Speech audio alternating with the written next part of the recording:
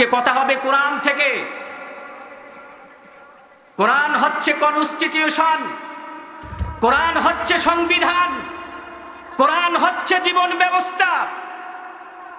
আমরা যদি আমাদের সমাজে শান্তি, স্বস্তি, নিরাপত্তা পেতে চাই, আল্লাহর কোরআনের বিকল্প কিছুই নাই। ঠিক কিনা মুসলমান? রাসূল করিম সাল্লাল্লাহু আলাইহি ওয়াসাল্লাম ১৫০০ বছর আগে একটি অধঃপতিত সমাজকে মানবিক গুণাবলী সম্মত সমাজে পরিণত করেছিলেন। তা তিনি করেছিলেন এই কোরআন দিয়েই। রাসূল করিম সাল্লাল্লাহু আলাইহি ওয়াসাল্লামকে এমন একটি যুগে, এমন একটি সময়ে এই পৃথিবীতে পাঠানো হয়েছিল যেই সময় সম্পর্কে ঐতিহাসিকগণ বলেছেন আইয়ামে জাহিলিয়া, অজ্ঞতার যুগ, মূর্খতার যুগ, অন্ধকারের যুগ। সেই যুগের মানুষের অবস্থা এমন হয়েছিল, নো রিটার্ন পয়েন্ট, সেখান থেকে আর ফিরে আসা যায় না। হয়তো ধ্বংস, আর তা না হলে নতুন কোন পরিকল্পনা, তা না হলে এই পৃথিবীকে আর রক্ষা করা যাবে না। সভ্যতা এতটা নিচেই নেমে গিয়েছিল, জৈবিক চাহিদা মেটানোর জন্য নারীর প্রয়োজন। সেই নারীটি কার মা, কার বোন, কার স্ত্রী, এটা দেখার প্রয়োজন তাদের কাছে ছিল না। মিথ্যা কথা কেন বলবো না? কেন মানুষকে কষ্ট দিব না? কেন মানুষের উপরে জুলুম করব না? কেন মানুষের উপরে অত্যাচার করব না? কেন জিনা ব্যভিচার করব না? এর কোনো কারণ তাদের কাছে জানা ছিল না। কন্যা শিশুদেরকে মাটির নিচে জীবন্ত পুঁতে রাখা হতো। নারীরা উলঙ্গ হয়ে সেই সমাজে চলাফেরা করত। দাসীদেরকে বাজারে বিক্রি করা হতো। গৃহস্বামী, ভালো করে শুনুন, গৃহস্বামী দাসী ক্রয় করে সেই দাসী ভোগ করত, তাকে গর্ভবতী করত। 7 থেকে 8 মাস গর্ভের বয়স যখন হয়ে যেত, ওই নারীকে একটি রুমের মধ্যে নিয়ে এসে বন্ধুদেরকে দাওয়াত দেওয়া হতো। তাকে উলঙ্গ করে তার পেট চিরে বাচ্চা বের করে রেখে দেওয়া হতো। বাচ্চা এক পাশে ছটফট করে মরত, আর মা এক পাশে ছটফট করে মরত। এই অবস্থা দেখে ওই বর্বর মানুষগুলো তারা আনন্দে, অট্ট হাসিতে তারা মেতে উঠত। নাউজুবিল্লাহ বলে। আল কোরআনের মুকুট ঠিকানা,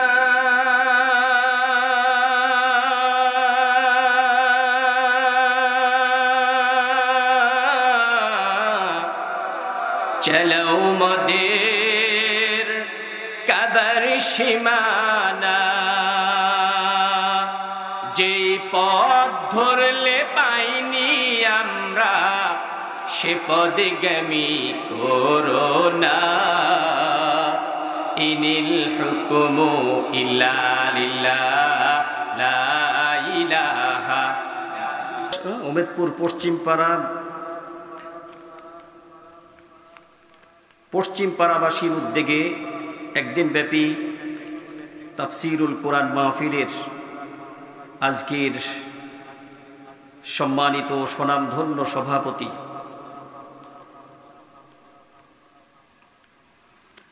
প্রাক্তন প্রভাষক অমরেশ বসু ডিগ্রি কলেজ, আলোকদিয়া, বাগুড়া, ইনি নাকি?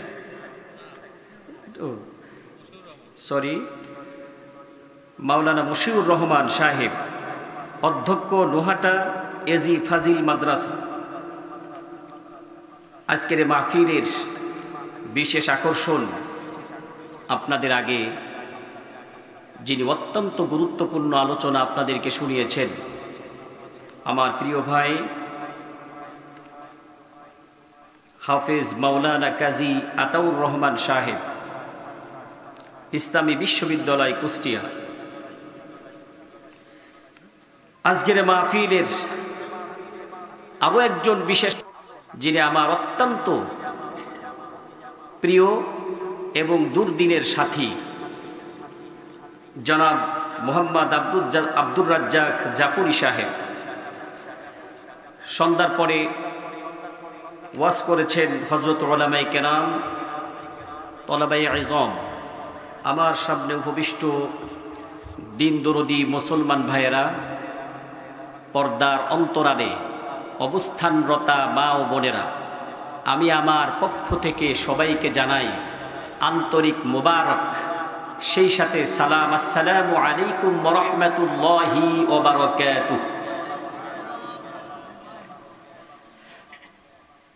আপনারা সবাই কেমন আছেন? একটু জোরে বলেন। আপনারা যেভাবে বলতেছেন আমার মনে হচ্ছে আমার উপরে আপনারা খুব রাগ করে আছেন। ওয়াজ শোনার সুন্নাত তরিকা আছে। নামাজের মাঝে যেমন ফাঁক রাখা যায় না, তেমন কোরআনের আলোচনা শোনার জন্য বসতে হলে মাঝে ফাঁক রাখা যাবে না। একটু মিশে মিশে বসতে পারবেন না ভাই? বেশি সময় আপনাদেরকে কষ্ট দিব না, অল্প সময় আপনাদেরকে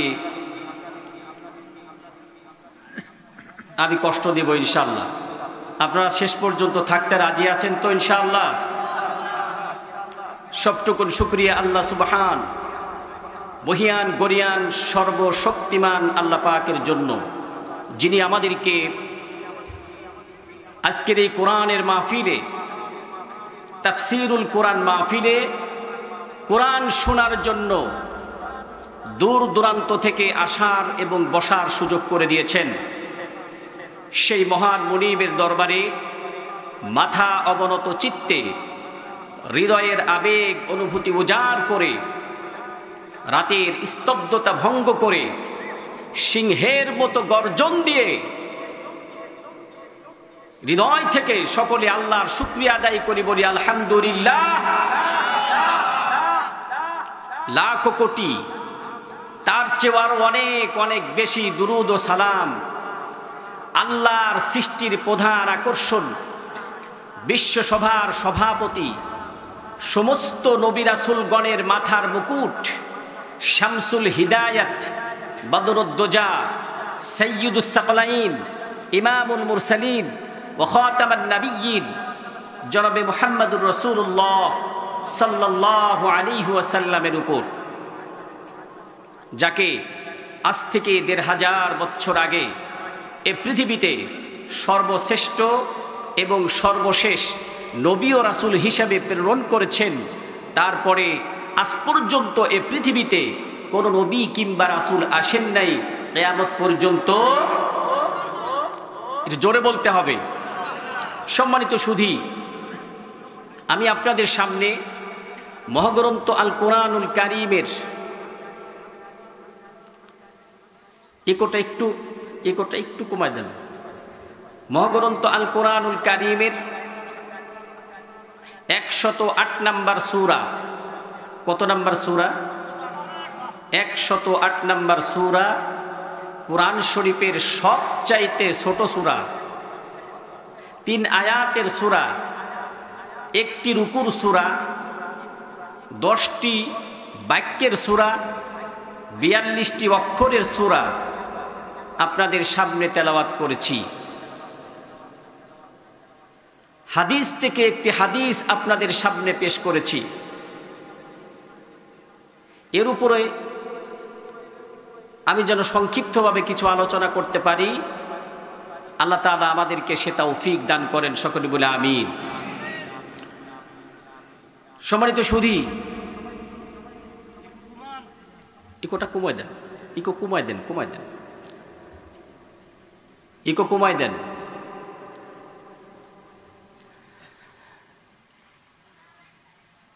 আলোচনার শুরুতে একটি গল্প বলি, যাতে আপনাদের ওয়াজটা মনে থাকে, আপনাদের অ্যাটেনশান, তারপরে আপনাদের অ্যাটেনশানটা যেন আমার দিকে থাকে, সেজন্য আমি একটা গল্প বলে নিই। ৩ মুসল্লি আর এক ইমাম নামাজে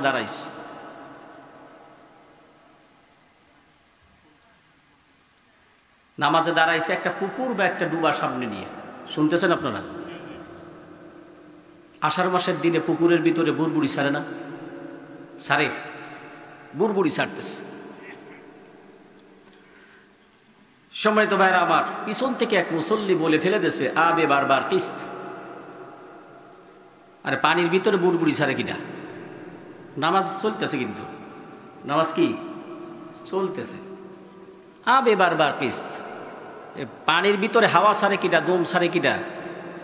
তা পাশের মুসল্লি সে এরকম গায়ে দিয়ে বলতে চায়, বেটা নামাজের ভিতরে কথা বললে যে নামাজ নষ্ট হয়ে যায়, এটা তুমি জানো না? পাশে আর একজন যে ছিল সে বলতেছে, নামাজের ভিতরে কথা বললে যদি নামাজ নষ্ট হয় তাহলে তোর নামাজও নাই। ইমাম সাহেব গায়রুল মাগদুবি আলাইহিম ওয়ালাদ-দাল্লিন বলে বলতেছে, দেখো মিয়ারা, আমি কথাও বলি নাই, আমার নামাজও নষ্ট হয় নাই। আচ্ছা, নামাজ কারোর আছে? নামাজের ভিতরে কি কথা বলা যায়? নামাজের ভিতরে কথা বলা হারাম, নিষিদ্ধ। কথা বললে নামাজ নষ্ট হয়ে যায়, বাতিল হয়ে যায়। ঠিক তেমনি ভাবে আল্লাহর কোরআনের মাহফিলে কোরআন শুনতে হবে একদম খামোশ থেকে, চুপ থেকে, মনোযোগ দিয়ে, অত্যন্ত তাওয়াদু হয়ে। ঠিক কিনা বলেন?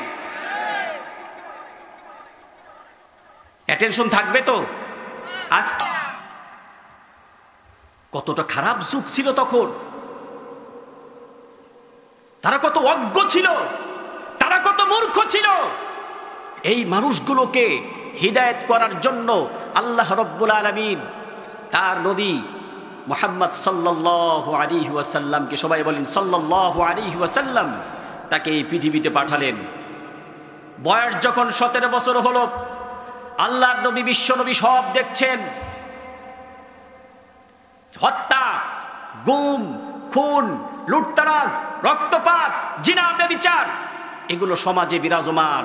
আল্লাহ নবী, বিশ্ব নবী সমাজের যুবকদেরকে ডাকলেন, ইয়া মাশারাশ শাবাব, হে সমাজের যুবকেরা, আসো তোমরা আমরা সবাই মিলে একটা সংগঠন করি।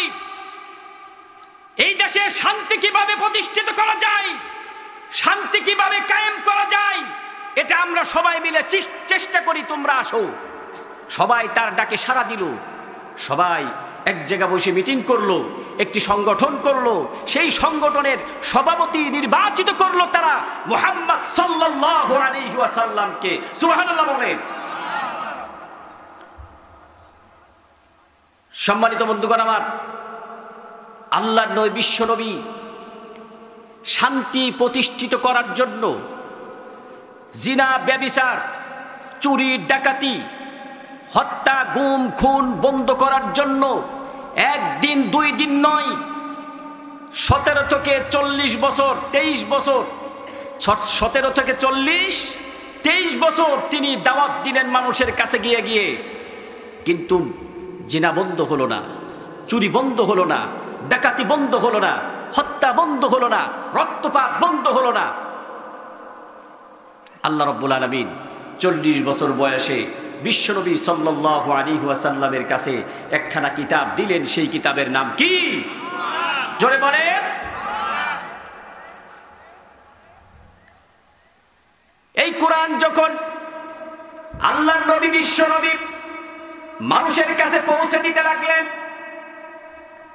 সেই সমাজের চোর, সেই সমাজের ডাকাত, জিনা, ব্যভিচার যারা করে বেড়াতো, তারা যখন আল্লাহর নবীর হাতে হাত দিয়ে তারা ইসলাম গ্রহণ করলো, আল্লাহর কোরআনের কাছে যখন তারা আত্মসমর্পণ করলো, এক একজন করে সোনার মানুষ তারা হয়ে গেল।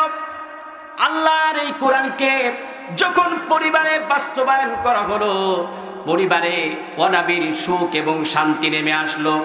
আল্লাহর এই কোরআনকে যখন রাষ্ট্রে বাস্তবায়ন করা হলো, ইয়ামেনের সানা থেকে হাজরামাউত পর্যন্ত মানুষ নির্বিঘ্নে পথ চলতে লাগলো।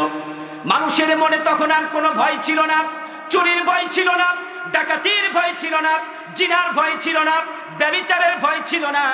মানুষের মনে শুধু একটাই ভয় ছিল, ইন্নী আখাফুল্লাহ, সেটা হলো আল্লাহর ভয়। সুবহানাল্লাহ। আমার ভাইয়েরা, আপনাদেরকে প্রশ্ন করি, 40 বছর বয়সে নবুয়তি পেলেন, 63 বছরে তিনি ইন্তেকাল করলেন। এই 23 বছর, 23 বছরের ব্যবধানে একটা অন্ধকার যুগ, একটা অজ্ঞতার যুগ, একটা মূর্খতার যুগ, একটা পাপিষ্ট যুগ, সেই যুগটা সোনার যুগে, আলোর যুগে পরিণত হলো কিসের কারণে? এত আস্তে, হায় রে আল্লাহ, কিসের কারণে? জোরে বলেন।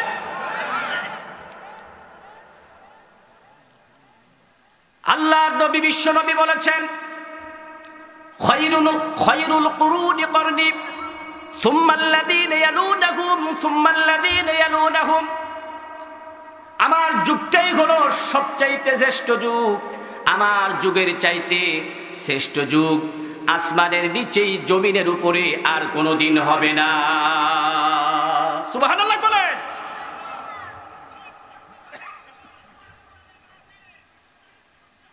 এই কি এখানে কি হচ্ছে?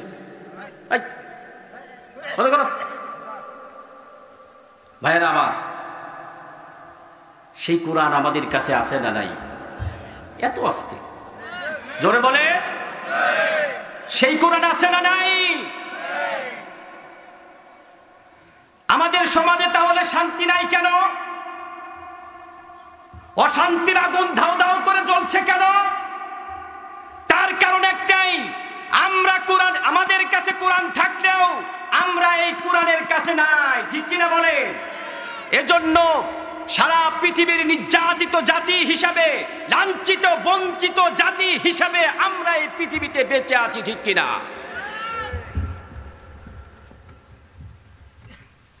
আমার ভাইয়েরা,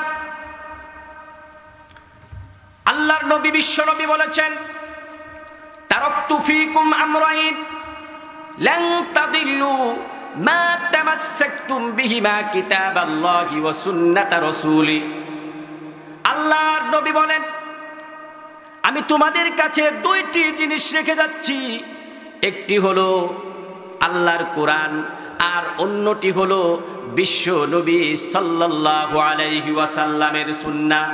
যতদিন পর্যন্ত তোমরা এই দুইটা জিনিসকে আঁকড়ে ধরবে, ততদিন পর্যন্ত পথভ্রষ্ট হবে না।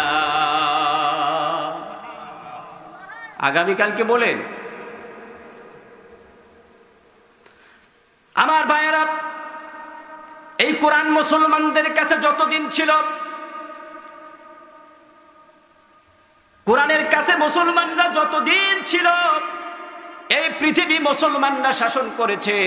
ইসলামের দ্বিতীয় খলিফা আমিরুল মুমিনিন হযরত ওমর রাদিয়াল্লাহু তাআলা আনহু, তিনি এক হাতে আল্লাহর কোরআন আর এক হাতে খোলা তরবারি নিয়ে অর্ধ পৃথিবী শাসন করেছেন। সুবহানাল্লাহ। এই ভারতবর্ষ মুসলমানেরা 1 বছর 2 বছর নয়, 700 বছর শাসন করেছেন। সুবহানাল্লাহ। কারণটা কি? মুসলমানদের কাছে কোরআন ছিল, তার মানে মুসলমানরা কোরআনের কাছে ছিল। এখন কোরআনের কাছে মুসলমানেরা নাই। কোরআন আছে মসজিদের তাকে, তারপরে বাড়ির তাকে, শোকেসের মধ্যে, আসলে কোরআন পড়াও হয় না। এই কোরআন আমাদের জীবনে বাস্তবায়ন হয় না বিধায় 53 বছর বাংলাদেশ স্বাধীন হয়েছে। এই 53 বছর স্বাধীনতা হওয়ার পরেও আমাদের এই জমিন থেকে, এই দেশ থেকে চুরি বন্ধ হয় নাই, ডাকাতি বন্ধ হয় নাই, দুর্নীতি বন্ধ হয় নাই। ঠিক কিনা বলেন? বন্ধ হয়েছে বড় কিছু? মানুষ নির্বিঘ্নে চকপথ চলতে পারে না। গুম, খুন, হত্যা, রাহাজানি আজ থেকে 3 মাস 4 মাস আগেও ছিল না? ছিল কি ছিল না? কি অবস্থা মানুষের ছিল? বাঙালি জাতি তো খুব তাড়াতাড়ি ভুলে যায় যে আমাদের অবস্থাটা কি ছিল। 3-4 মাস আগেও মাহফিল দিতে গেলে থানায় গিয়ে অনুমতি আনতে হতো। তাফসীর মাহফিল করতে দেওয়া হয় নাই। মাহফিলের মঞ্চে বক্তাদেরকে অপমান করা হয়েছে। সুযোগ এসেছে মুসলমান, এখনো যদি আপনারা জাগ্রত না হন, 50 বছর এখনো যদি জাগ্রত হয়ে আল্লাহর জমিনে আল্লাহর দ্বীন কায়েম করতে না পারেন, 50 বছর পরেও আর এই স্বপ্ন দেখতে পারবেন না। ঠিক কিনা বলে? এজন্য আমাদের জাগতে হবে, ইমানের বলে বলিয়ান হয়ে ইসলামের পথে থাকতে হবে, ইসলাম বিজয়ের স্বপ্ন দেখতে হবে। তা না হলে ইসলাম কিন্তু বিজয় হবে না, ঠিক কিনা বলে? সম্মানিত ভাইয়েরা আমার, শেষ পর্যন্ত থাকবেন তো? থাকবেন সবাই? তাহলে একটু জিকির করি, লা ইলাহা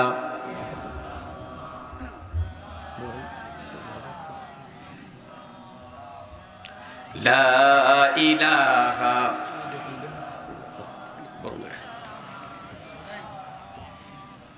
টান দাও তো বসে, টান দাও বসে।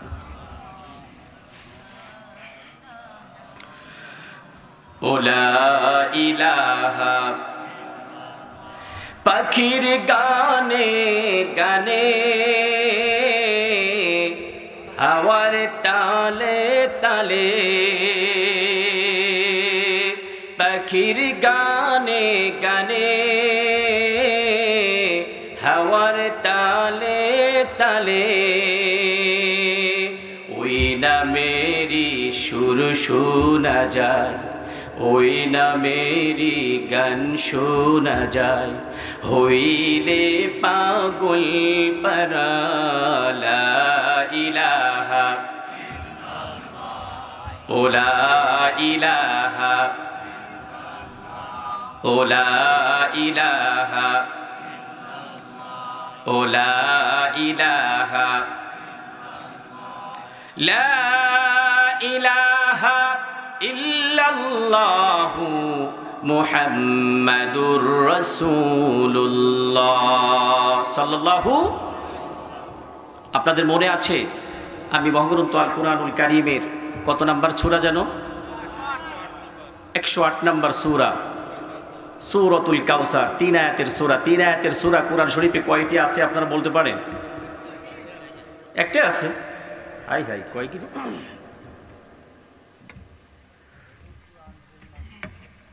কুরআন শরীফে 3 আয়াতের সূরা আছে 3টি। কয়টি? একটির নাম সূরাতুল আসর, আরেকটার নাম সূরাতুন নাসর, আরেকটির নাম সূরাতুল কাউসার। আমরা সেই সূরাটি তেলাওয়াত করেছি। কুরআন শরীফে 114টি সূরা রয়েছে। এই 114টি সূরাই কোনো না কোনো ঘটনার প্রেক্ষাপটে, কোনো না কোনো কারণে নাজিল হয়েছে। ঠিক তেমনিভাবে সূরাতুল কাউসার সেটাও একটা ঘটনাক্রমে একটা কারণে নাজিল হয়েছে। কি কারণে নাজিল হলো সূরাতুল কাউসার? মুফাসসিররা বলেছেন 3টি কারণে নাজিল হয়েছে। কয়টি কারণ? ওয়াজ কিন্তু মুখস্থ করে যেতে হবে, যতটুকু শুনবেন একদম কালকে সকালে বলে দিতে পারবেন। এইভাবে কয়টি কারণ? 1 নম্বর কারণ সন্তান হারানোর বেদনা। 1 নম্বর কারণ কি? রাসূল করিম সাল্লাল্লাহু আলাইহি ওয়াসাল্লামের 4টি সন্তান ছিল। কয়টি সন্তান? কাসেম, তৈয়ব, আব্দুল্লাহ, ইব্রাহিম।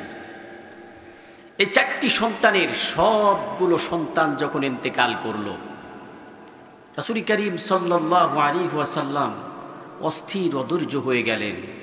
তার কারণ সাউন্ড কমে গেছে, মানে বেড়ে গেছে, কি কয়, সাউন্ড কমে গেছে, আর হচ্ছে ব্যাস বাড়াই দেওয়া হয়েছে। সন্তান হারানোর বেদনায়, একটু আমার দিকে খেয়াল, সন্তান হারানোর বেদনায় রাসূল করিম সাল্লাল্লাহু আলাইহি ওয়াসাল্লাম অস্থির অধৈর্য হয়ে গেলেন। তার কারণ বাবার জন্য সন্তানের লাশ বহন করা যে কত কঠিন, ভুক্তভোগী পিতা ছাড়া এই পৃথিবীতে কেউ। রংপুরের শহীদ আবু সাঈদের দিকে তাকান, তার পরিবারের দিকে তাকান, মাতার দিকে তাকান। সন্তান হারানোর বেদনা কি তার পিতামাতাকে দেখলে বোঝা যায়। রুদ্রর পিতামাতার দিকে তাকান, সন্তান হারানোর দুঃখ যন্ত্রণা কি এটা তার পিতামাতার দিকে দেখলে তাকালে বোঝা যায়। আব্রাহাম ফাহাদ বুয়েট বিশ্ববিদ্যালয়ের মেধাবী ছাত্র, তাকে শিবির সন্দেহে ছাত্রলীগের, আমি বলি কুত্তা লীগের এই সমস্ত ছেলেরা পিটিয়ে পিটিয়ে নির্মমভাবে হত্যা করেছিল, নৃশংসভাবে হত্যা করেছিল, ঠিক কিনা বলেন? তাদের পিতামাতার দিকে তাকান, যে সন্তান হারানোর বেদনাটা কত কঠিন। বিশ্বজিৎ, আপনারা ভুলে গেছেন নাকি সে কথা? বিশ্বজিৎকে হত্যা করা হয়েছিল। সে লুঙ্গি উঁচু করে দেখাইছিল যে আমি মুসলমান না, আমার মারিসতে, তারপরও তার রক্ষা হয় নাই, ঠিক কিনা বলেন? সম্মানিত ভাইয়েরা আমার, সন্তান হারানোর বেদনা খুব কঠিন। 2 নম্বর হলো কাফেরদের পক্ষ থেকে মিথ্যা অপপ্রচার।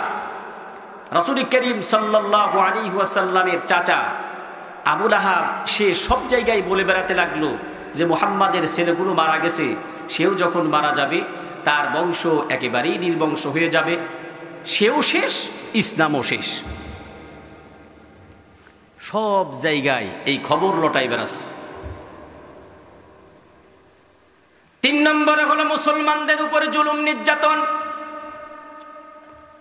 সেই জুলুম নির্যাতনের কথা আপনাদেরকে একটু বলবো নাকি? সেই জুলুম নির্যাতনের কথা যদি আমি আপনাদেরকে না বলি, সূরাতুল কাউসারের তাফসীর করার হক মনে হয় আদায় হবে না। আমার ভাইয়েরা, নতুন করে যারা মুসলমান হয়েছিলেন আল্লাহর নবী বিশ্ব নবীর হাতে হাত দিয়ে, তার মধ্যে হযরতে খাব্বাব রাদিয়াল্লাহু তাআলা আনহু, তিনি ছিলেন কর্মকার। দাও, খুন্তা, কুড়াল এইগুলো তিনি তৈরি করতেন। হযরতে খাব্বাব রাদিয়াল্লাহু তাআলা আনহু ইসলাম গ্রহণ করার কারণে কাফেররা তাকে ধরে নিয়ে আসলো।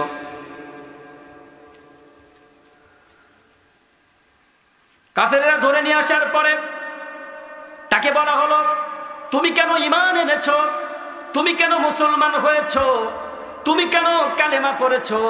বাঁচতে যদি চাও এই মুহূর্তে কালেমা ছেড়ে দাও, দিন ছেড়ে দাও, ইসলাম ছেড়ে দাও, তা না হলে তোমাকে শেষ করে ফেলা হবে।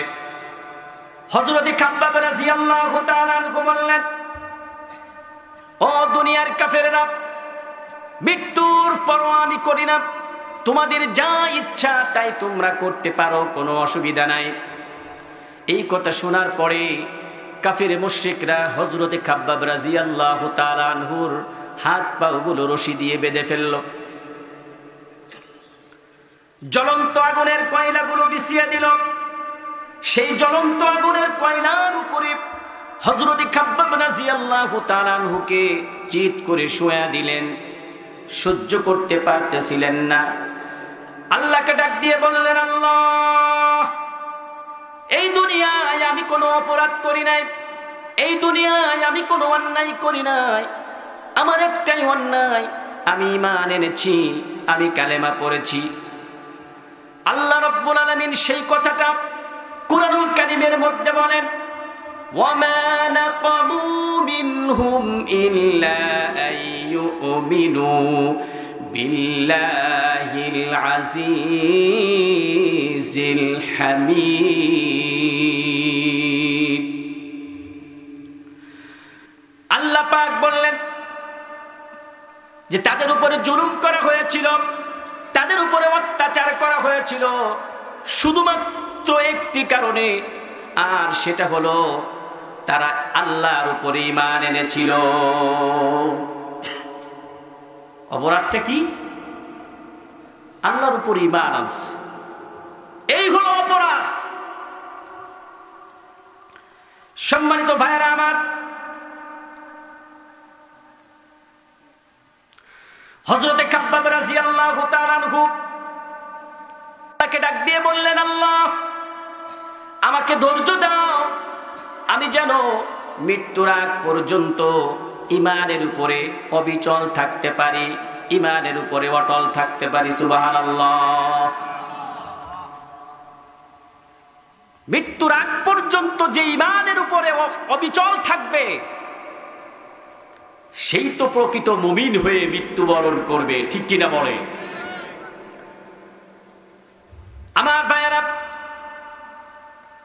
যে ব্যক্তি হাজারো জুলুম নির্যাতনের মুখে আল্লাহর উপরে অবিচল থাকে, অটল থাকে, তাদেরকে আল্লাহ পাক সুসংবাদ দিচ্ছেন এভাবে।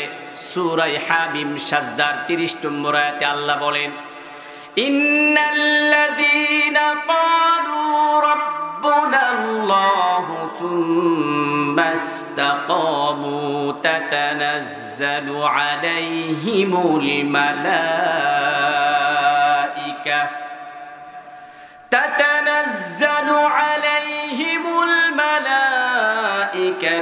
ألا تخافوا ولا تحزنوا وأبشروا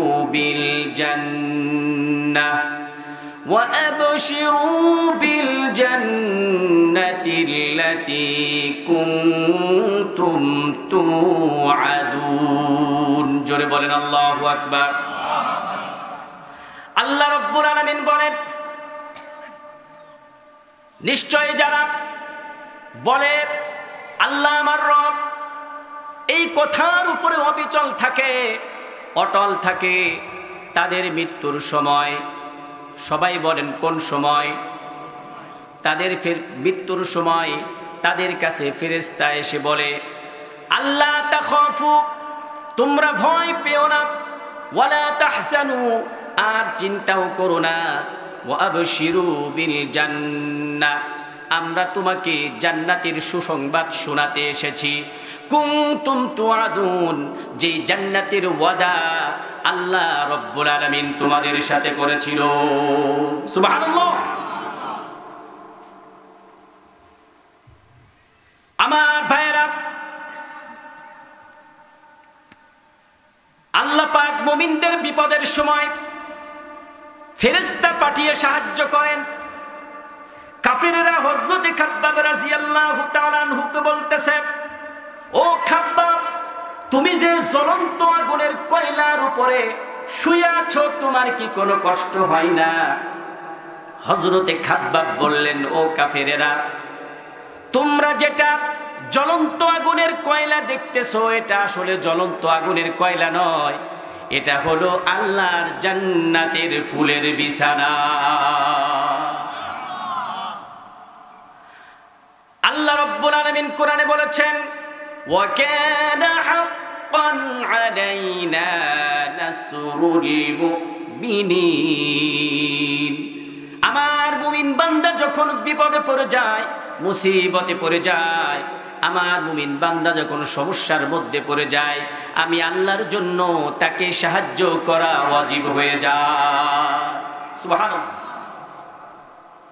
ভাইরা আমার, শুধু তাই নয়, আবু জেহেল ডাক দিয়ে বলল, খাব্বাব কি ঈমান ছেড়েছে? কয় না, ছাড়ে নাই। আবু জেহেল বলল, তাহলে আরেকজনকে নিয়ে এসে প্রকাশ্যে হত্যা করো, যাতে করে ভয়ে আর কেউ ঈমান আনতে না পারে। কাফেরেরা হযরত ইয়াসির রাদিয়াল্লাহু তাআলা আনহুকে ধরে নিয়ে আসলো। বলা হলো, ইয়াসির, তুমি গরিব মানুষ, তুমি কেন ঈমান এনেছো? তুমি কেন কালেমা পড়েছো? বাঁচতে যদি চাও এই মুহূর্তে ঈমান ছেড়ে দাও, কালেমা ছেড়ে দাও।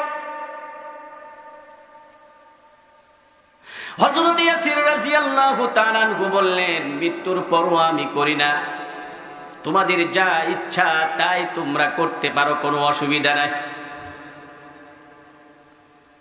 আমার ভাইরা, এই কথা শোনার পরে কাফেরেরা হযরত ইয়াসির রাদিয়াল্লাহু তাআলা আনহুর দুইটা পাও দুইটা রশি দিয়ে বেঁধে ফেলে দিল।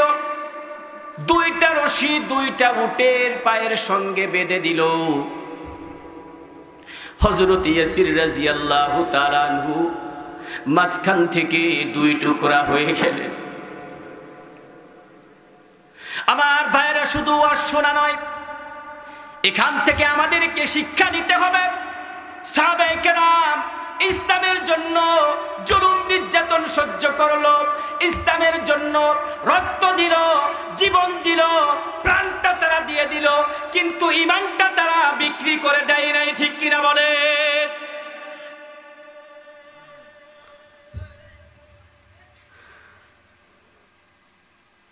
আমাদের দেশে গত 16 বছরে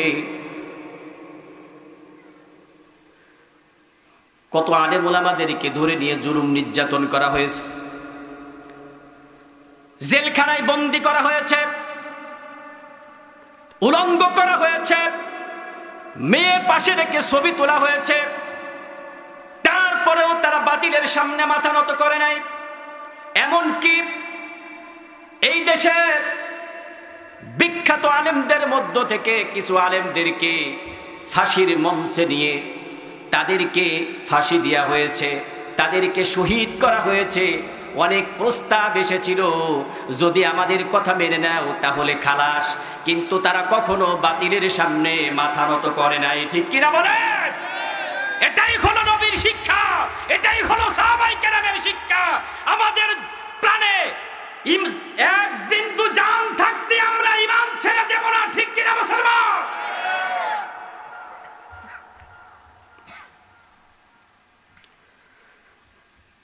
সম্মানিত ভাইরা আমার, জুলুম নির্যাতন এখানেই শেষ নয়।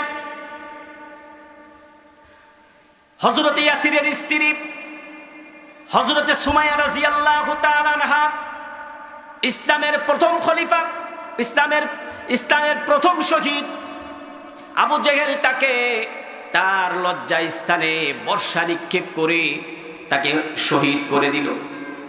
ছেলে আম্মারকে ধরে নিয়ে পানির মধ্যে চুবানো হচ্ছিল এইভাবে, আর বলা হচ্ছিল, আম্মার তুমি যদি কালেমা না ছাড়ো, তুমি যদি ইসলাম না ছেড়ে দাও, দ্বীন না ছেড়ে দাও, তাহলে পানির মধ্যে চুবাইতে চুবাইতে তোমাকে হত্যা করা হবে। জুলুম নির্যাতনের মুখে, কান খাড়া করে শুনুন, জুলুম নির্যাতনের মুখে হযরতে আম্মারের মুখ দিয়ে একটু কুফরি কথা বের হয়ে গেল। হযরতে আম্মারকে কাফেরেরা ছেড়ে দিল। হযরতে আম্মার আল্লাহর নবী, বিশ্ব নবীর দরবারে এসে বললেন, ইয়া রাসূলুল্লাহ, ইয়া হাবিবাল্লাহ,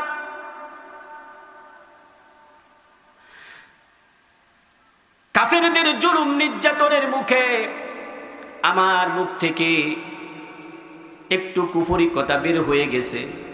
ইয়া রাসূলুল্লাহ, ইয়া হাবিবাল্লাহ, আমি কি মুসলমান আছি নাকি আমি বেঈমান হয়ে গেছি? আল্লাহর নবী, বিশ্ব নবী আম্মারকে বললেন, আম্মার, তোমার মুখ থেকে কুফরি কথা বের হলেও তোমার অন্তরটা ইসলামের উপরে আছে, তোমার অন্তরটা দ্বীনের উপরে আছে, তোমার অন্তরটা ঈমানের উপরে আছে। তুমি বেঈমান হও নাই, তুমি মুসলমানে আছো, তোমার কোনো সমস্যা নাই। আমার ভাইয়েরা, এই কথাগুলো কিন্তু আপনাদেরকে বলছি, আপনাদেরকে বোঝানোর চেষ্টা করছি। ইসলামের ইতিহাস, রক্ত দেওয়ার ইতিহাস, ইসলামের ইতিহাস, জুলুম নির্যাতনের ইতিহাস, ইসলামের ইতিহাস, প্রাণ দেওয়ার ইতিহাস। ইসলাম আমাদের পর্যন্ত কিন্তু এমনি এমনি পৌঁছায় নাই। ঠিক কিনা বলেন? ইসলামের উপরে টিকে থাকতে হলে আমাদেরকে সিদ্ধান্ত নিতে হবে, জুলুম নির্যাতন সহ্য করতে হবে, এরপরেও ঈমানের উপরে টিকে থাকতে হবে। কি হবে না? রাজি আছেন? সূরা তাহরীমের মধ্যে এসেছে, ফিরাউনের স্ত্রী আসিয়া, তিনি ইসলাম গ্রহণ করেছিলেন। আপনারা সবাই জানেন না? ইসলাম গ্রহণ করেছিলেন। এই অপরাধী তাকে ধরে নিয়ে আসা হলো। ফিরাউন বলল, তার উপরে নির্যাতনের স্টিম রোলার চালাও, লোহার চিরুনি দিয়ে তার গায়ের থেকে গোশতগুলো খুলে নেওয়া হচ্ছিল। জানটা যখন বের হয়ে যাবে, একজন লোক আসিয়ার মাথার কাছে এসে বলল, আসিয়া, ঈমান যদি না ছাড়ো, ঈমান যদি ত্যাগ না করো, ইসলাম যদি না ছাড়ো, এই পাথর দিয়ে তোমার মাথাটা চূর্ণ বিচূর্ণ করে দেব। সেই সময় আসিয়া কি বলেছিলেন জানেন? আসিয়া বলেছিল, রব্বি বিনিলি ইনদাকা বাইতান ফিল জান্নাহ। আল্লাহু আকবার গণ। আসিয়া বলল, আল্লাহ, এই দুনিয়ায় আমি রাজত্ব চাই না, এই দুনিয়ায় আমি সিংহাসন চাই না। হায় আল্লাহ তাআলা, আমার জন্য তোমার কাছে একটা ঘর বানাও, আমি তোমার কাছে যেতে চাই।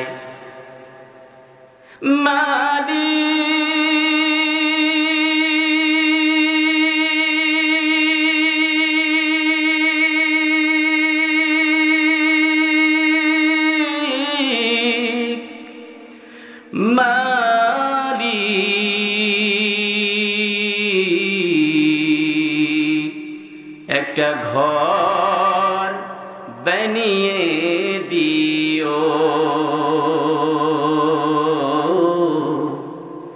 একটা ঘর বানিয়ে দিও।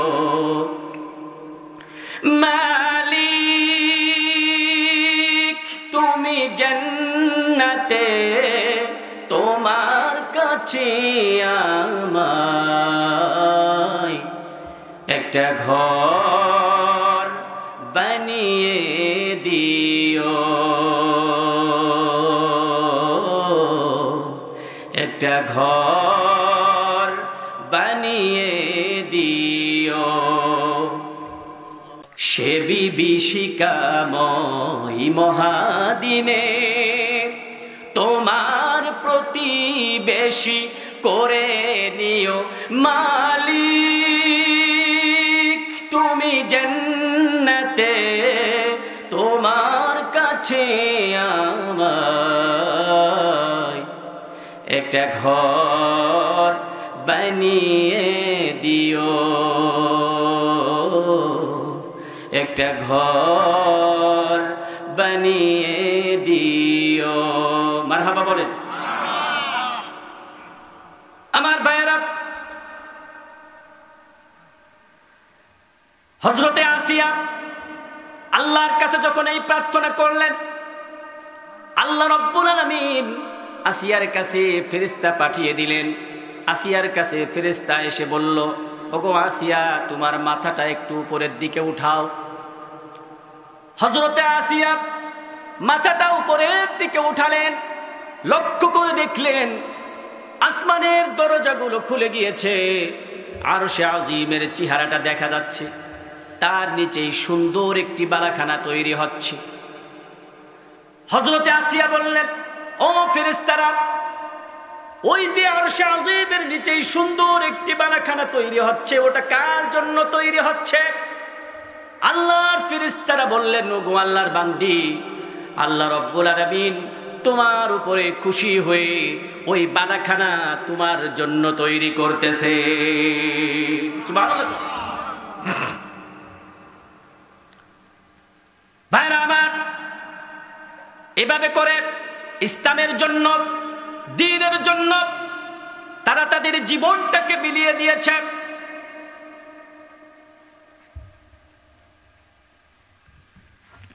এই উমেদপুরের পশ্চিম পাড়ার মুসলমানদেরকে বলি, উমেদপুরের মুসলমানদেরকে বলি, যা যুবকদেরকে বলছি, আমার বাবাজিদেরকে বলছি, ইসলামের উপরে টিকে থাকার জন্য আমাদেরকে কিন্তু সিদ্ধান্ত নিতে হবে। যত জুলুম আসুক, যত অত্যাচার আসুক, যত আঘাত আসুক, আমরা সিদ্ধান্ত থেকে, আমাদের ঈমান থেকে আমরা দূরে সরে যাব না। সিদ্ধান্ত নিতে পারবেন না? সিদ্ধান্ত নিয়েছিলেন সাদ বিন আবু ওয়াক্কাস। বলবো একটু, সাদ বিন আবু ওয়াক্কাস রাদিয়াল্লাহু তাআলা আনহু, তিনি সিদ্ধান্ত নিয়েছিলেন, সিদ্ধান্ত নিয়ে ইসলাম গ্রহণ করলেন। তার মা তাকে বললেন, ইন্নী সামিআতা আন্নাকা আসলামতা ওয়া খালাফতা দীন আবিকা। ও সাদ, আমি শুনেছি তুমি নাকি মুহাম্মদ সাল্লাল্লাহু আলাইহি ওয়াসাল্লামের হাতে হাত দিয়ে ইসলাম গ্রহণ করেছো, তুমি নাকি তার কাছে যাও। ও সাদ, আমি বলছি, আমি তোমার মা বলছি, যতক্ষণ না পর্যন্ত তুমি ইসলাম ছেড়ে না দিবা, ততক্ষণ পর্যন্ত না আকুলু ওয়ালা আশরাবু, আমি কিছুই খাবো না, কিছুই পান করব না, এখানে দাঁড়িয়েই আমি মারা যাব। কত বড় চ্যালেঞ্জ! কি মা! এই চ্যালেঞ্জের মোকাবেলায় হযরতে সাদ বিন আবু ওয়াক্কাস রাদিয়াল্লাহু তাআলা আনহু তার মায়ের কাছে আস্তে আস্তে করে গেলেন। সবাই মনে করছে সাদ বনাই ইসলাম ছেড়ে দেবে, ঈমান ছেড়ে দেবে। হযরতে সাদ বিন আবু ওয়াক্কাস বললেন, ও মা, আমি জানি তুমি আমারে ভালোবাসো, আমিও তোমারে ভালোবাসি। ও মা, তুমি এইখানে একবার না 100 বারও যদি মৃত্যুবরণ করো, আমি স্যার তোমার জন্য এক মুহূর্ত ঈমান ছাড়তে পারবো না। ঠিক কিনা বলে? এটা ছিল ঈমান। আর আমাদেরকে যদি কয়েক টাকা লোভ দেখায়, অমনি আমরা আমাদের ঈমানটা বেঁচে ফেলাই দেই। আকিজ, 1 প্যাকেট আকিজ বিড়ি আর 2 কোটো জট গুল এ দিলেই আমরা ফিট আছি না নাই? বাংলাদেশের মুসলমানেরা একেবারে, যারা প্রান্তের মুসলমান, একেবারে গ্রাম্য মুসলমান, যারা ভিতরে একেবারে জেলা শহর থেকে অনেক দূরে, আমি দেখেছি এখনো মানুষগুলো কত অসচেতন, কিছুই বোঝে না। একজন সাংবাদিক যে বলছে যে আপনি আগামী দিনে কাকে প্রধানমন্ত্রী হিসেবে দেখতে চান? এখন তো জামাত আছে আর বিএনপি আছে, কাকে দেখতে চান? কয় যে ভালো করে তাকে আমি দেখতে চাই। আবার বলছে না আপনি কাকে চান, 2 দলের ভিতরে কাকে চান? কয় না যে ভালো করে আমি তাকেই চাই। তাহলে চিন্তা করেন মানুষের অবস্থা কোন পর্যায়ে গিয়ে পৌঁছেছে, মানুষের নীতি নৈতিকতা কোন পর্যায়ে গিয়ে পৌঁছেছে।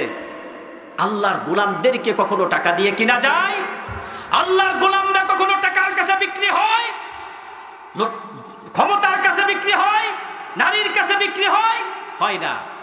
আল্লাহর নবী বিশ্বনবী সাল্লাল্লাহু আলাইহি ওয়াসাল্লামকে লোভ দেখানো হয়েছিল যে মুহাম্মদ তুমি যদি আমাদের কথা শোনো তাহলে আমরা তোমাকে ক্ষমতা দিয়ে দেব, সম্পদ চাইলে সম্পদ দেব, নারী চাইলে নারী দেব, বিনিময়ে ইসলামের দাওয়াতকে বন্ধ করে দিতে হবে।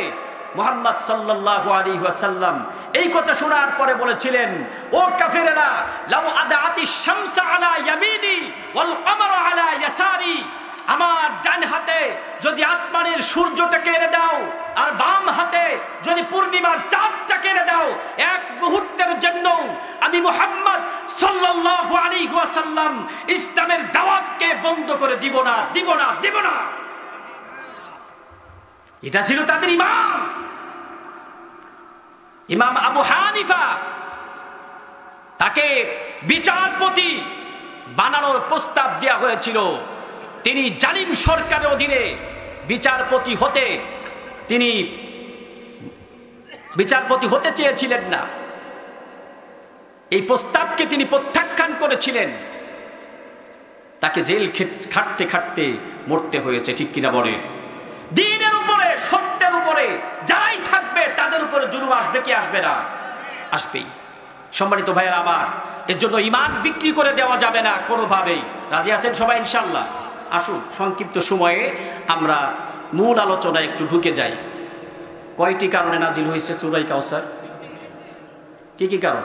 সন্তান হারানোর বেদনা, কাফেরদের পক্ষ থেকে মিথ্যা অপপ্রচার, মুসলমানদের উপরে জুলুম নির্যাতন, এই 3টি সমস্যা।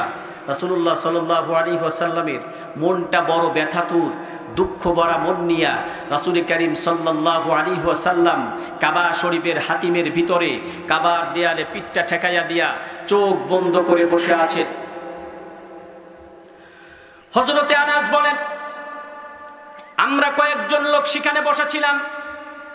আমরা দেখলাম আল্লাহর নবী, বিশ্ব নবী সাল্লাল্লাহু আলাইহি ওয়াসাল্লাম কাবা শরীফের হাতিমের ভিতরে কাবার দেয়ালে পিঠটা ঠেকাইয়া দিয়া চোখ বন্ধ করে বসে আছেন। কিছু সময় পর দেখলাম আল্লাহর নবী, বিশ্ব নবীর চোখ দিয়ে বছর জড়ায় পানি প্রবাহিত হয়ে মুখ বেয়ে বেয়ে দাঁড়িয়ে ভিজে ভিজে জমিনের মধ্যে পড়তেছে। আল্লাহর নবী, বিশ্ব নবী কিছু সময় পর আমাদের দিকে তাকালেন আর বললেন, আনাস, এই মুহূর্তে আল্লাহ রাব্বুল আলামিন আমার উপরে সূরাতুল কাউসার নাজিল করেছেন। সুবহানাল্লাহ। এখানে 2টা জিনিস দেখা দিল। কয়টা জিনিস? 2টা। একটা হলো চোখের মধ্যে পানি, আর একটা হলো মুখের মধ্যে হাসি। মুস্কি হাসি দিয়ে বললেন, আনাস, এই মুহূর্তে আল্লাহ রাব্বুল আলামিন আমার উপরে কি নাজিল করছে? সূরাতুল কাউসার নাজিল করেছেন। চোখের মধ্যে পানি, মুখের মধ্যে হাসি। কোনো মানুষ কি চোখের মধ্যে পানি নিয়ে মুখে তৃপ্তির হাসি, আনন্দের হাসি হাসতে পারে? জোরে বলেন, পারে? তাহলে হাসলেন কেন? কি কারণে হাসলেন? আজকের মাহফিলের সভাপতি সাহেব তার একটা ছেলে মাস্টার্স ধরুন আর কি মাস্টার্স কমপ্লিট করে চাকরির জন্য অ্যাপ্লাই করে, কিন্তু চাকরি হয় না। আগে এক সময় গেছে টাকা দিয়ে চাকরি হয় নাই, মানে আমলিক করতে হবে, টাকা দিতে হবে, যোগ্যতা থাকতে হবে, সব থাকতে হবে, মুক্তিযোদ্ধা কোটা থাকতে হবে, প্রতিবন্ধী কোটা থাকতে হবে, ইত্যাদি ইত্যাদি ইত্যাদি, তারপরে যায় চাকরি হয়েছে। ঠিক নাই? আপনারা ঘুমায় পড়তেছেন নাকি? চাকরি হয় না। হঠাৎ করে ব্রেনের মধ্যে আসলো আমার এক বন্ধু, সে একটা বড় কোম্পানির ডাইরেক্টর, আমি তাকে আজকে ফোন দিব। বিকালবেলা তিনি ফোন করলেন, বন্ধু আমার ছেলেটা মাস্টার্স কমপ্লিট করে দীর্ঘদিন কোনো চাকরি বাকরি পায় না, তুমি তো একটা কোম্পানির ডাইরেক্টর, তুমি যদি ইচ্ছা করো তাহলে আমার ছেলেকে চাকরি দিতে পারো। বন্ধু বলল ঠিক আছে রাখি, আমি খুব ব্যস্ত মানুষ। ডাইরেক্টর যারা হয় তারা তো ব্যস্তই হয়, কি বলেন, ব্যস্ত হয় না? এরপরে হঠাৎ একদিন ফোন দিয়েছে, বন্ধু আর ফোনের কাছে নাই, ওই ডাইরেক্টর বন্ধু ফোন দিয়েছে, ফোনের কাছে আছে সভাপতি সাহেবের নাতি, ফোন ধরছে, আসসালামু আলাইকুম বন্ধু, কাজ ব্যবস্থা হয়ে গেছে, তোমার ছেলেকে পাঠিয়ে দিও, রাখি। আসসালামু আলাইকুম। ধরছে কিটা? ও কিছু বুঝিছে যে করছে না, কোন এক পাগল ছাগল সে যেন ফোন করছিল, কয় বন্ধু ব্যবস্থা হয়েছে, পাঠিয়ে দিও, রাখি। আসসালামু আলাইকুম। এ আবার কি কি করলো তো বুঝতে পারলাম না। এবার না বলতেছে, নাতি বন্ধুর সাথে বন্ধুর কি কথা হয় সেটা একমাত্র বন্ধুই জানে, বন্ধুর বাইরে আর কেউ জানে না। আল্লাহর সাথে মুহাম্মদ সাল্লাল্লাহু আলাইহি ওয়াসাল্লাম তার বন্ধুর কি কথা হয়েছিল, যেই কারণে চোখের মধ্যে পানি নিয়ে মুখে তৃপ্তির হাসি হেসেছিলেন। কি কথা হয়েছিল সেটা জানার দরকার আছে না নাই? জানবেন আপনারা সবাই। তার আগে একটা টিপস দেই, একটা আমল যদি করতে পারেন, কয়টা? একটা আমল যদি করতে পারেন আপনার হায়াত বেড়ে যাবে। সুবহানাল্লাহ বলেন। আপনারা কেউ বাঁচতে চান না মনে ভাই? কেউ বাঁচতে চাই না? বাঁচার জন্য কি করতেছি না আমরা? হাই হাই, আল ঠেলাতে শুরু করে আর মারামারি কাটাকাটি মামলা দেওয়াতে শুরু করে এমন কোনো অন্যায় নাই যে আমরা বাঁচার জন্য করি না। ঠিক কিনা বলেন? যদি কেউ জানে যে আগামীকাল আমি মারা যাব, সে কোনোদিন মানুষের উপরে জুলুম করবে? কোনোদিনও করবে না। ভাইরা আমার, এক নম্বরে হায়াত বেড়ে যাবে, দুই নম্বরে তার উপরে যত বালা মুসিবত আছে সব আল্লাহ দূর করে দেবে। সুবহানাল্লাহ। কি সেই আমলটা জানার দরকার না? আমরা শেষে বলে যাবো ইনশাআল্লাহ। শেষে আপনার যে একটা আমল, বেশি করা লাগবে না, একটা আমল শুধু করবেন। কয়টা? একটা। দীর্ঘদিন বেঁচে থাকতে পারবেন। আর দুই নম্বরে মাথার উপরে যত বালা মুসিবত আছে সব আল্লাহ পাক দূর করে দিবেন। জোরে কন্যা সুবহানাল্লাহ। এ আপনারা মনে হয় খুব বেজার এই কথা শুনে, সেরকমই মনে আছে। কেউ যাবেন না শুনে? কথা কয় না। এই যে উঠে চলে যাচ্ছে অনেকেই, এ আর কমবেন না, না মাশাআল্লাহ। তাহলে কিছুক্ষণ বলি। এরপরে দেখুন আল্লাহ পাক তার হাবিবের সাথে কি কথা হয়েছে। আল্লাহ রাব্বুল আলামিন সূরা কাউসারের প্রথম আয়াত আমরা পড়ি, ইন্না আ'তাইনাকাল কাউসার ফাসাল্লি লিরাব্বিকা ওয়ানহার ইন্না শানিআকা হুয়াল আবতার। ইন্না আ'তাইনাকাল কাউসার, নিশ্চয় আমি আপনাকে দান করেছি কাউসার। ভালো করে বুঝেন, এখানে যদি আপনি পরকালের হাউজে কাউসার অর্থ করেন, কোন সময়ের? পরকালের হাউজে কাউসার যদি অর্থ করেন, তাহলে ওই হাউজে কাউসারের পানি তো আপনি আখেরাতে পান করবেন, আখেরাতে দিবেন আল্লাহ পাক। ওই পানি দিয়ে মক্কায় যে 3 সমস্যা, এই সমস্যার কি সমাধান করা যাবে? জোরে বলেন, সমস্যার সমাধান হবে? তাইলে আল্লাহ পাক কি বললেন এখানে? আল্লাহ পাক বলেছেন ইন্না আ'তাইনাকাল কাউসার। কাউসার শব্দটি কাসরাতুন শব্দ থেকে এসেছে। কাসরাতুন শব্দের অর্থ হলো অধিক, কাসীরুন শব্দের অর্থ অধিক, আর কাসরাতুন শব্দের অর্থ তার চাইতেও অধিক। সুবহানাল্লাহ কোন? কাসীরুন শব্দের অর্থ অনেক, কাসরাতুন শব্দের অর্থ তার চাইতেও অনেক। কাসীরুন শব্দের অর্থ প্রচুর, কাসরাতুন শব্দের অর্থ তার চাইতেও প্রচুর। কাসরাতুন শব্দের অর্থ সীমাহীন, যার কোনো শেষ নাই। সুবহানাল্লাহ কোন? তার মানে আল্লাহ রাব্বুল আলামিন নবীকে বলছেন, নবী সূরাতুল কাউসার নাজিল করে, আয়াত নাজিল করে নবীকে জানিয়ে দিলেন আল্লাহ রাব্বুল আলামিন, হে নবী, আমি আপনাকে দুনিয়া এবং আখেরাতে উভয় জগতে সীমাহীন কল্যাণ দান করেছি। সুবহানাল্লাহ বলেন। হে নবী, আমি আপনাকে নবী বানিয়েছি, সমস্ত নবীদের সর্দার বানিয়েছি, আপনার উপরে কিতাব নাজিল করেছি, আপনার প্রচারিত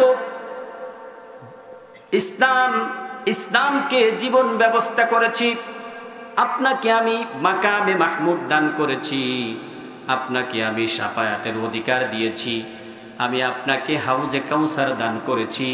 হে নবী, আমি আপনাকে ঠকাই নাই, ঠকাই নাই। একটু জোরে বলেন না। আল্লাহ পাক নবীকে ডেকে বুঝাচ্ছেন, নবী ভালো করে বুঝেন, আপনার যে 4টি সন্তান আমি উঠিয়ে নিয়েছি, এই 4টি সন্তানকে 3টি কারণে উঠিয়ে নিয়েছি। কয়টি কারণ? জোরে বলেন, কয়টি কারণ? 1 নম্বর কারণ হলো, আপনার সন্তানগুলো যদি আপনার ইন্তিকালের পরে বেঁচে থাকতো, মানুষের যে চরিত্র, মানুষের যে নেচার, মানুষের যে কালচার, আপনার সন্তানগুলোকে মানুষেরা গদ্দিনিশীন নবী বানিয়ে ফেলতো। এজন্য আমি আল্লাহ পাক আপনার সন্তানকে আগেই উঠিয়ে নিয়েছি, কারণ আপনি শেষ নবী, আপনার পরে আর কোনোদিন নবী আসবে না। আল্লাহ রাব্বুল আলামিন সূরা আহজাবের মধ্যে বলেছেন, মা কানা মুহাম্মাদুন আবা আহাদিম মির রিজালিকুম ওয়ালাকির রাসূলুল্লাহি ওয়া খাতামান নাবিয়্যিন ওয়া কানা আল্লাহু বিকুল্লি শাইইন আলিমা। আল্লাহু আকবার। আল্লাহ পাক বলেন, হে নবী, আল্লাহ পাক বলেন মুহাম্মদ সাল্লাল্লাহু আলাইহি ওয়াসাল্লাম, সবাই বলেন সাল্লাল্লাহু আলাইহি ওয়াসাল্লাম, কোন প্রাপ্তবয়স্ক পুরুষের পিতা নন, তিনি হলেন সর্বশ্রেষ্ঠ এবং সর্বশেষ রাসূল। সুবহানাল্লাহ। 1 নম্বর কারণ বুঝতে পারছেন? রাসূলুল্লাহ সাল্লাল্লাহু আলাইহি ওয়াসাল্লাম তিনি হলেন সর্বশেষ রাসূল, অথচ তারপরে কত ভণ্ড এই পৃথিবীতে নবী দাবি করেছে, ঠিক কিনা বলেন? ভণ্ড মুসাইলামাতুল কাজ্জাব, সে নবী দাবি করেছে। শেষ জামানায় গোলাম আহমদ কাদিয়ানী, সে নবী দাবি করেছে। যারা নবীদের শানে বেয়াদবি করে, আল্লাহ রাব্বুল আলামিন তাদেরকে এমনভাবে লাঞ্ছিত বঞ্চিত করেন যে গোলাম আহমদ কাদিয়ানীকে এমনভাবে তার মৃত্যু আল্লাহ পাক ঘটিয়েছেন যে বাথরুমের মধ্যে সে পড়ে গেছে, বাথরুমের মলমূত্র যা আছে সব খাইছে। অনেকদিন পর দেখে যে নবী ইন্তেকাল করছে বাথরুমের মধ্যে পড়ে। নাউজুবিল্লাহ। সম্মানিত ভাইরা আমার, 1 নম্বর কারণ, আপনার ইন্তেকালের পরে আপনার সন্তানগুলো যদি বেঁচে থাকে, তাহলে আপনার ছেলেদেরকে গদ্দিনিশীন নবী বানিয়ে ফেলতো। 2 নম্বর কারণ, আপনার ইন্তেকালের পরে আপনার সন্তানগুলো যদি বেঁচে থাকতো, মানুষেরা বলতো ওই সন্তানদের মধ্যে কারো ছেলের চরিত্র যদি ভালো হতো, মানুষেরা বলতো বাবার চরিত্র যেমন ছেলের চরিত্র তেমন। কথা বুঝতে পারছেন? বাবার চরিত্র যেমন ছেলের চরিত্র তেমন, এই কথা বলে তারা নবুয়তের শানে শিরিক করে ফেলতো। এজন্য আমি আল্লাহ পাক আপনার সন্তানদেরকে আগেই উঠিয়ে নিয়েছি, কারণ আপনার চাইতে চরিত্রবান মানুষ এ পৃথিবীতে আর কোনোদিন আসবে না। আল্লাহ পাক সূরা কলামের 4 নম্বর আয়াতে বলেন, ওয়া ইন্নাকা লাআলা খুলুকিন আযীম। হে নবী, আমি আপনাকে মহান চরিত্রের উপরে প্রতিষ্ঠিত রেখেছি। আপনার চাইতে সুন্দর চরিত্রের মানুষ এ পৃথিবীতে আর কোনোদিন আসবে না। সুবহানাল্লাহ। আচ্ছা, আপনারা সবাই উঠে চলে যাচ্ছেন, আমি কি মুনাজাত করে দিব?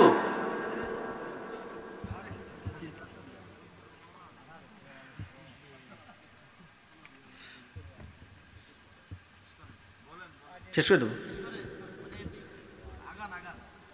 চলে, এই যে মুরব্বীরা চলে যাচ্ছে।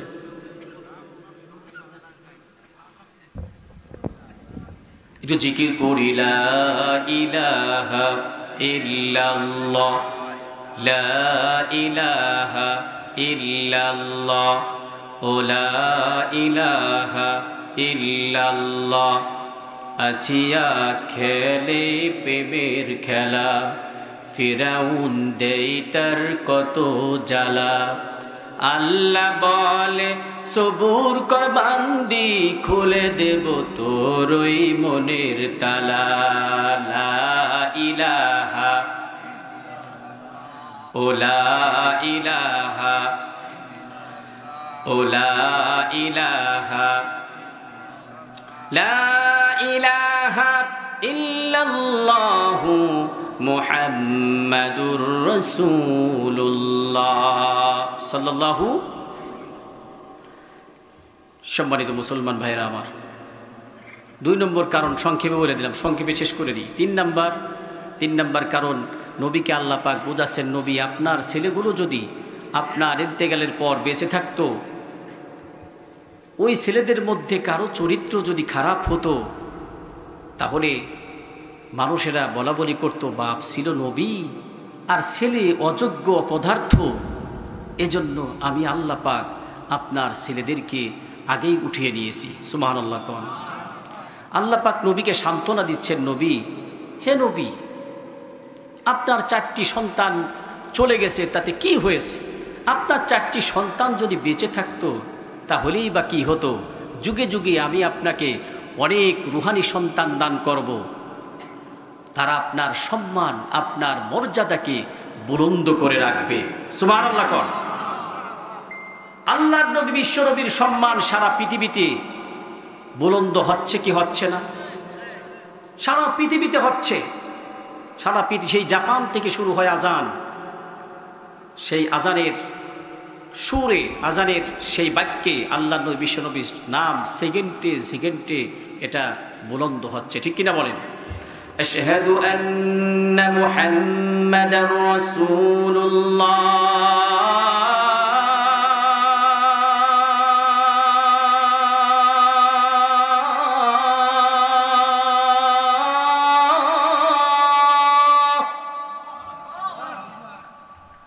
আল্লাহ যেখানে, মুহাম্মদ সাল্লাল্লাহু। এই পৃথিবীর এমন কোন খতিব নাই, এই পৃথিবীর এমন কোন ইমাম নাই, এই পৃথিবীর এমন কোন ইমানদার নাই যে আল্লাহর নামের সাথে আল্লাহর নাম, আল্লাহর নবী, বিশ্ব নবীর নাম বাদ দিতে পারে। ঠিক কিনা বলে? আল্লাহ পাক নবীকে বোঝাচ্ছেন, নবী, আপনাকে যুগে যুগে আমি রুহানি সন্তান দান করব, তারা আপনার সম্মান আর মর্যাদাকে বুলন্দ করে রাখবে। প্রয়োজনে আপনার আদর্শ বাস্তবায়ন করার জন্য বুকের তাজা রক্ত জমিনে ঢেলে দেবে, মরণকে বরণ করে নেবে, তারপরেও বাতিলের সামনে তারা মাথা নত করবে না। ঠিক কিনা? আমি আপনাদেরকে বলি, আজ যদি ইসলামের জন্য ডাক এসে যায়, কে কোন দল করেন এটা আমরা দেখতে চাই না। ইসলামের জন্য জন্য যদি ডাক এসে যায়, সেই ডাকে কারা কারা সাড়া দিতে রাজি আছি, দুহাত উঁচু করে আল্লাহকে দেখাই দিই। নারায়ে তাকবীর, নারায়ে তাকবীর। আল কোরআনের আলো সংসদে জ্বলো, আল কোরআনের আলো আল হাদিসের আলো। নারায়ে তাকবীর। 2 নম্বর, 1 নম্বর কারণ বুঝতে পারছেন তো, সন্তান হারানোর বেদনা দূর হয়েছে না? নবীকে বুঝাই দিয়েছেন আল্লাহ পাক। 2 নম্বর, নবীকে বলতেছে, নবী মিথ্যা অপপ্রচারে কান দেওয়ার কোনো দরকার নাই, কারণ আপনিই থাকবেন, আপনার সন্তানেরা থাকবে, আপনার উম্মতেরা থাকবে, উরাইনির বংশ হবে, ওদের নাম নিশানা এই পৃথিবীতে থাকবে না। ঠিক কিনা বলেন? মুহাম্মদ আছে না নাই? আছে না? ইব্রাহিম আছে না নাই? মুসা, ঈসা সব আছে। আবু জেহেল আছে, ফিরাউন আছে, নমরুদ আছে, উতবা আছে, সাইবা আছে। আপনি থাকবেন, আপনার উম্মতেরা থাকবে, ওদের বংশ একেবারে নির্বংশ হয়ে যাবে। ঠিক কিনা বলে? 3 নম্বর কারণ, মুসলমানদের উপরে জুলুম নির্যাতন।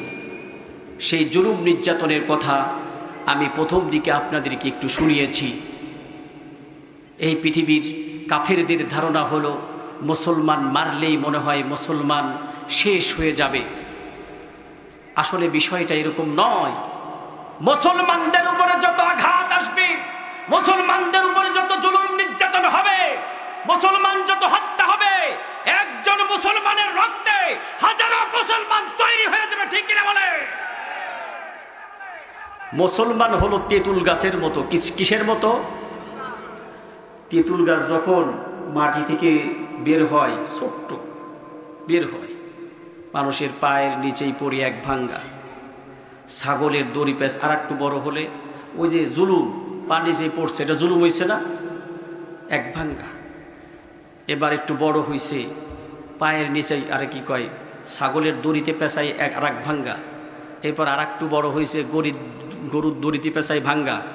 এইভাবে জুলুম নির্যাতন সহ্য করতে করতে করতে করতে তেঁতুল গাছটা যখন বড় হয়ে যায়, সেই তেঁতুল গাছে যখন তেঁতুল ধরে, পাড়ার ছেলেরা সেই তেঁতুল গাছে তেঁতুল পাড়ার জন্য ঢিল মারে। সেই ঢিলের সাথে তেঁতুল গাছের হাজারো পাতা, লক্ষ পাতা পড়ে যায়। তেঁতুল গাছের পাতা কি কমে যায়? মুসলমান যত পিটাবা তত মুসলমান দিন দিন বৃদ্ধি পেতে থাকবে। আওয়ামী লীগেরা মনে করেছিল, কুত্তা লীগেরা মনে করেছিল 16 বছর যে নির্যাতন চালিয়েছি মুসলমানদের মনে হয় আর খুঁজে পাওয়া যাবে না। আপনারা দেখেছেন 5ই আগস্টের পরে ইসলামের বিপ্লব, ইসলামের জয়, তার মানে হলো আগামীর বাংলাদেশ ইসলামের বাংলাদেশ, আগামীর বাংলাদেশ কোরআনের বাংলাদেশ। ঠিক কিনা বলুন?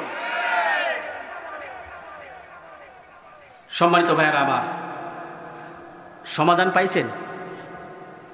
সন্তান হারানোর বেদনা, কাফেরদের পক্ষ থেকে মিথ্যা অপপ্রচার,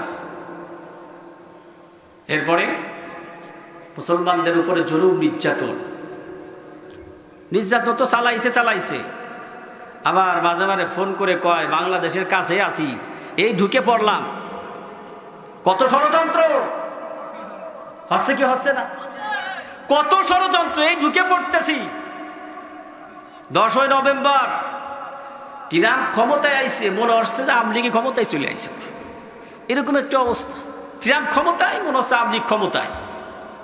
ট্রাম্পের ছবি তোমরা হাতে করে তোমরা 0 পয়েন্টে যাবা।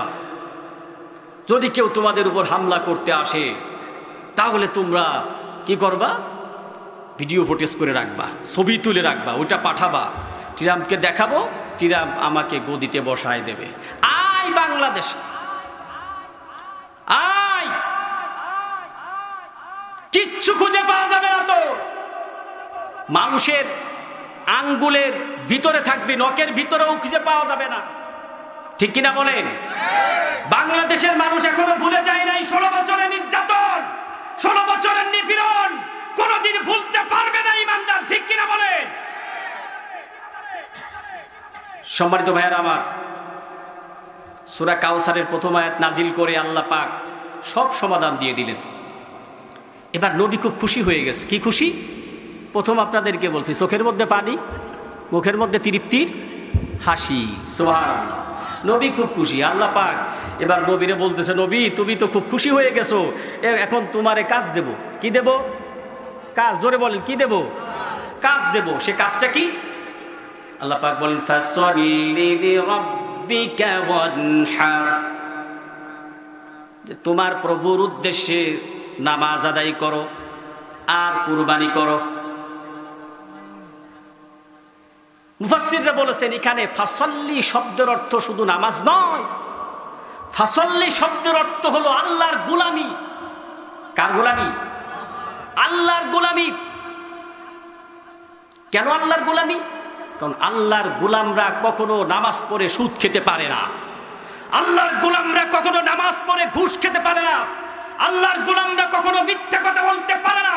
আল্লাহর কাফেররা, আবু জেহেল, উতবা, সাইবা, তারাই নির্বংশ হয়েছে। আপনাকে তারা লেসকাটা বলতো, নির্বংশ বলতো। আসলে আপনি আছেন, তারা নেই, তারাই নির্বংশ, তারাই লেসকাটা। সুবহানাল্লাহ, ঠিক কিনা বলেন? আল্লাহ পাক এই সূরার মধ্যে সুন্দর করে বুঝিয়ে দিয়েছেন। তাহলে সন্তান নিয়েছেন 3টি কারণে। এরপরে কি?